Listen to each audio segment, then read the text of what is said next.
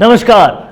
जब चीजें बिगड़ जाती है तो बातें बन जाती है, पर अगर ढंग से सोचा जाए तो कोई भी बात ऐसे ही नहीं बिगड़ती।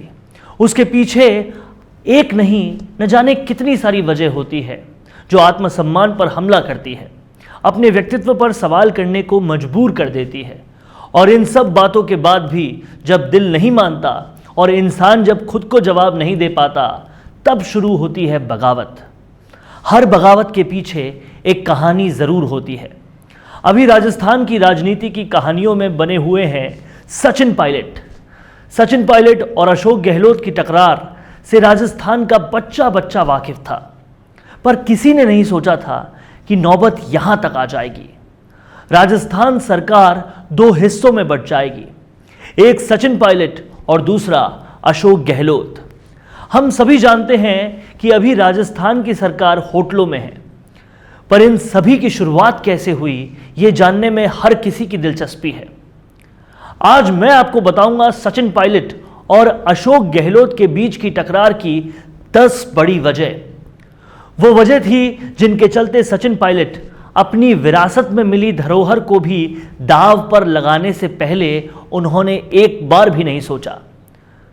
इसकी शुरुआत तब हुई जब राहुल गांधी के खास माने जाने वाले सचिन पायलट, या फिर यूं कहूं कि राजस्थान में कांग्रेस को जीवित करने वाले सचिन पायलट को अपनी मेहनत का फल नहीं मिला।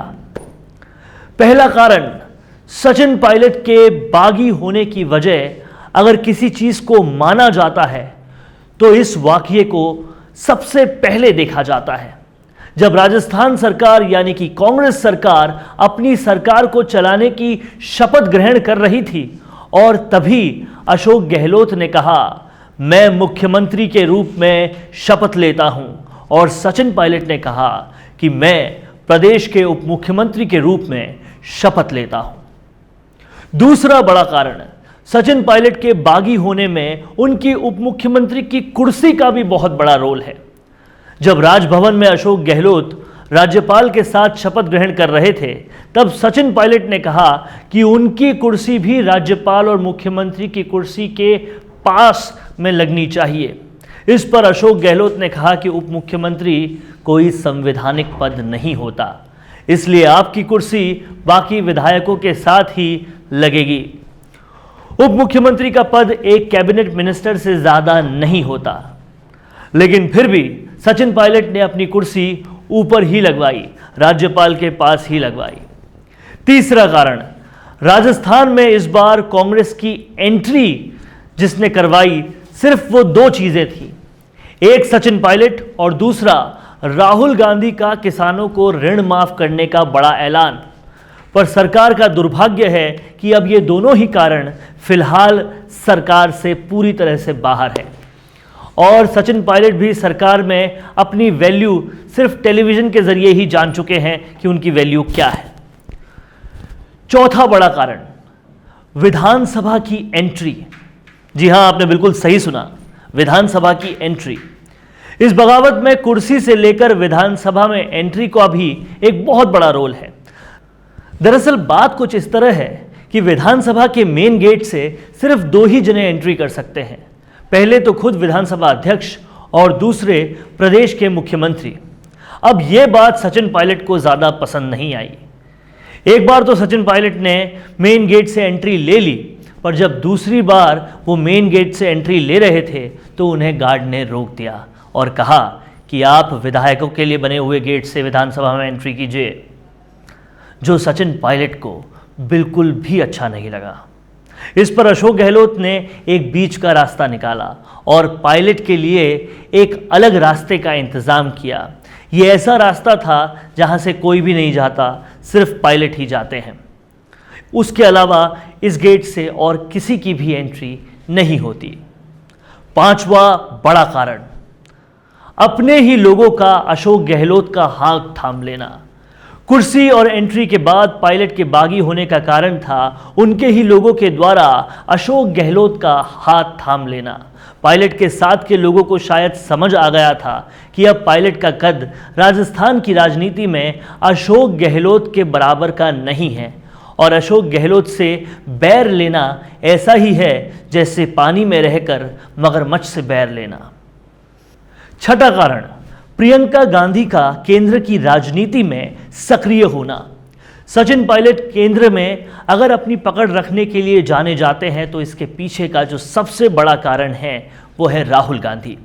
सभी जानते हैं कि राहुल गांधी और सचिन पायलट काफ़ी अच्छे मित्र हैं, काफ़ी अच्छे दोस्त हैं, पर जब से प्रियंका गांधी की केंद्र की राजनीति में एंट्री हुई, सचिन का केंद्र की राजनीति से पकड़ बहुत ढीली हो गई और गहलोत 10 जनपद में मजबूत होते गए, जो पायलट को यह समझाने के लिए काफ़ी था कि अब राज्य और केंद्र दोनों में ही गहलोत का कद उनसे काफ़ी बड़ा हो चुका है। सातवां कारण, राहुल गांधी की नाराज़गी। जैसा हम सब लोगों के साथ होता है, अगर कोई खास इंसान हमसे बात नहीं करे तो हमें बहुत बुरा लगता है। बस उसी तरह से सचिन पायलट को भी इस बात का बुरा लग रहा था कि उनके सबसे अच्छे दोस्त और सबसे बड़े राजनीतिक सपोर्ट राहुल गांधी उनसे 1 साल से बात नहीं कर रहे।